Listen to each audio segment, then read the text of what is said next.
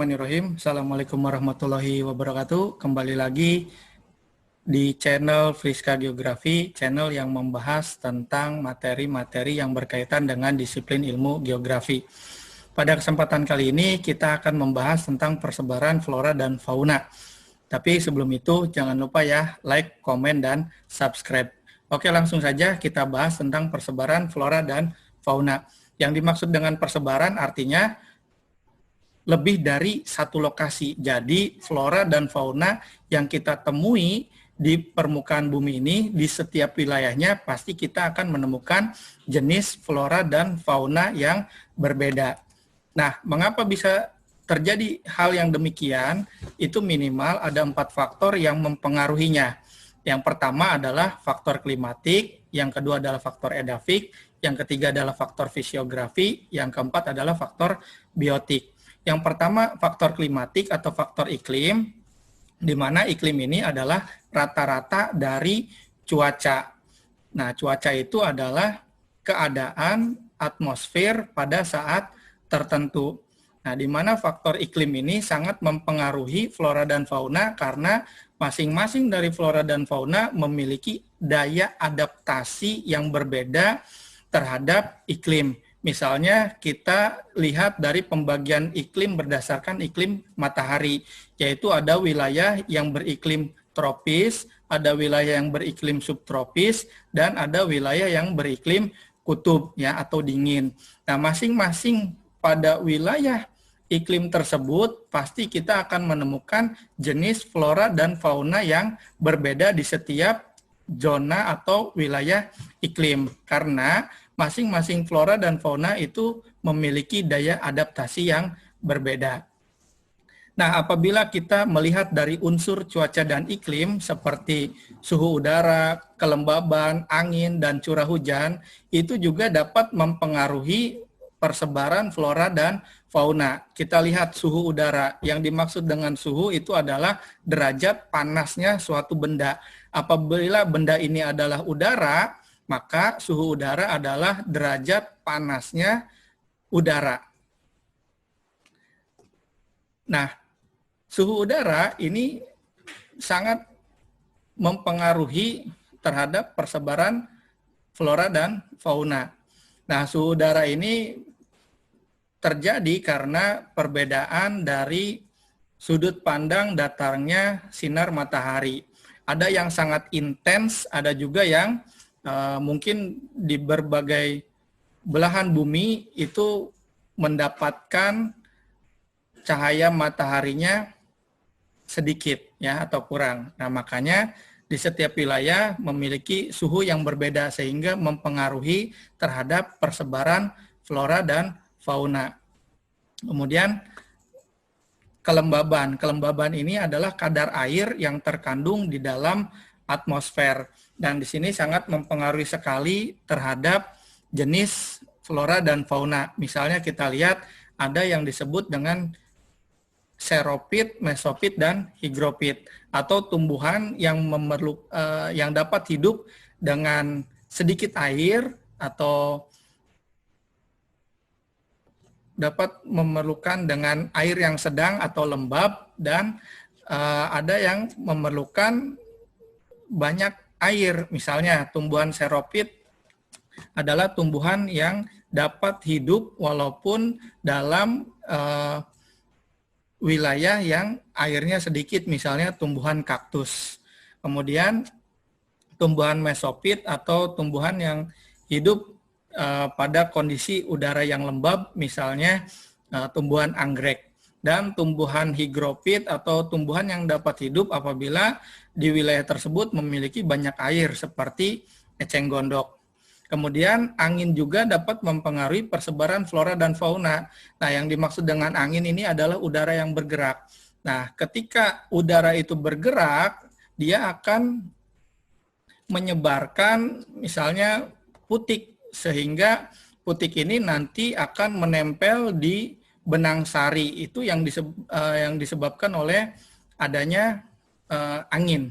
Nah, ketika putik dan benang sari itu bertemu, maka di situ akan terjadi reproduksi tumbuhan. Maka di wilayah tertentu nanti akan muncul berbagai jenis macam tumbuhan karena putik tadi diterbangkan oleh angin sehingga putik tersebut menempel di benang sari pada tumbuhan di wilayah-wilayah yang lain. Nah, sehingga angin juga akan mempengaruhi persebaran dari tumbuhan.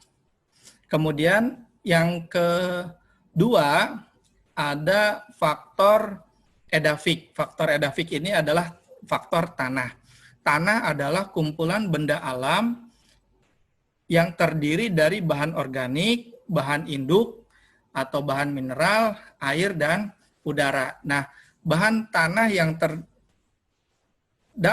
dari bahan organik itu adalah hasil dari pelapukan atau penguraian makhluk hidup yang sudah mati. Misalnya manusia, hewan, dan tumbuhan ketika sudah mati, ya, maka dia akan diurai dan itu dapat menjadikan bahan organik dari penyusun dari sebuah tanah. Kemudian yang kedua, bahan induk atau bahan mineral ini dihasilkan dari pelapukan batuan. Apabila batuan itu mengalami pelapukan atau pecahnya batuan induk menjadi batuan yang lebih kecil, ya, kemudian terbentuk tanah. Nah, ini bahan mineralnya terdapat dari hasil pelapukan batuan.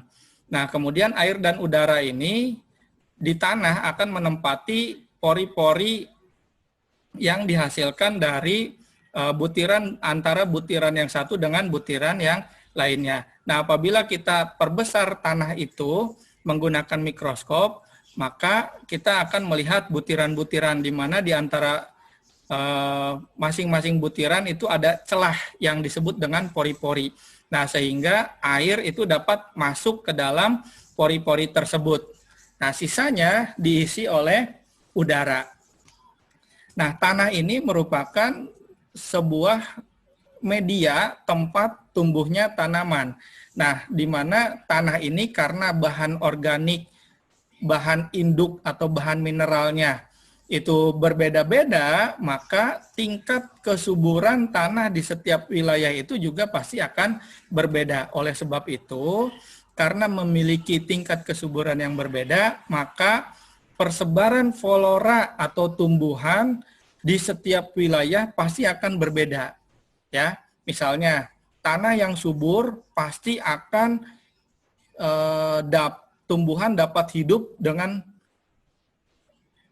beraneka jenis tumbuhan dapat hidup. Tetapi apabila tanah tersebut tanah yang kurus atau tanah yang minim dengan unsur hara, maka pertumbuhan-tumbuhan itu akan terhambat, ya.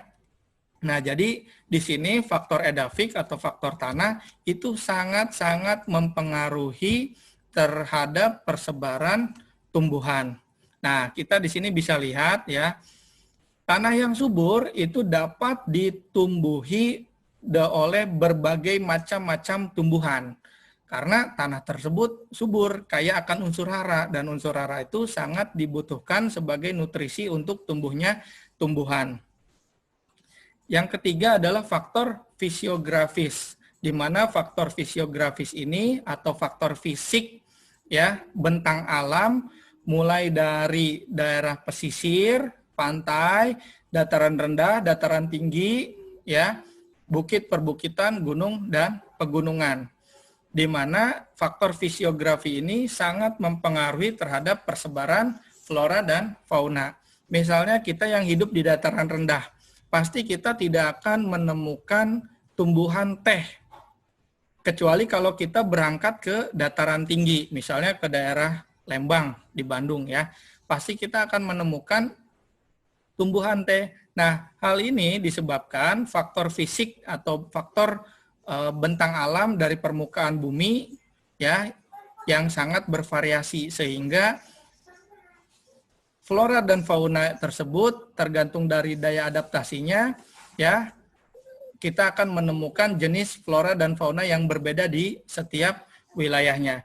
Dan kita juga harus tahu bahwa setiap kenaikan 100 meter di atas permukaan air laut, suhu turun 0,6 derajat Celcius atau sesuai dengan gradien termometrik, sehingga semakin tinggi suatu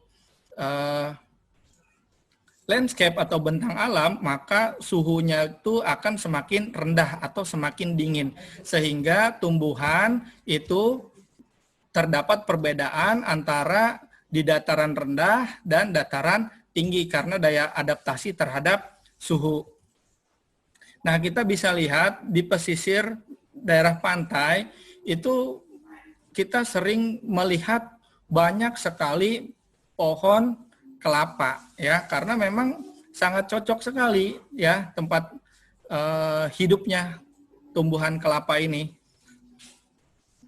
Namun apabila kita pergi ke dataran tinggi, misalnya ke Lembang, ke daerah Bandung, kita itu akan menemukan hamparan pohon teh yang sangat banyak, ya, karena memang teh itu sangat ideal sekali tumbuhnya ya di daerah dataran tinggi dengan suhu yang rendah. Kemudian yang keempat adalah faktor biotik. Faktor biotik ini adalah faktor makhluk hidup. Nah, makhluk hidup di sini adalah hewan, tumbuhan, dan manusia. Di mana hewan, tumbuhan, dan manusia ini dapat mempengaruhi persebaran flora dan fauna. Misalnya, tanah yang kosong tiba-tiba tumbuh pohon seri. Nah, itu kenapa bisa tumbuh pohon seri? Mungkin saja ya binatang-binatang yang memakan buah seri kemudian menjatuhkan bijinya di suatu tempat sehingga tempat yang kosong itu ya, tanah yang kosong itu dijatuhi biji dari buah seri yang dibawa oleh hewan ya. Kemudian di tempat itu tumbuh pohon seri. Nah, itu yang disebut dengan faktor biotik yang mempengaruhi dari persebaran flora dan fauna ya.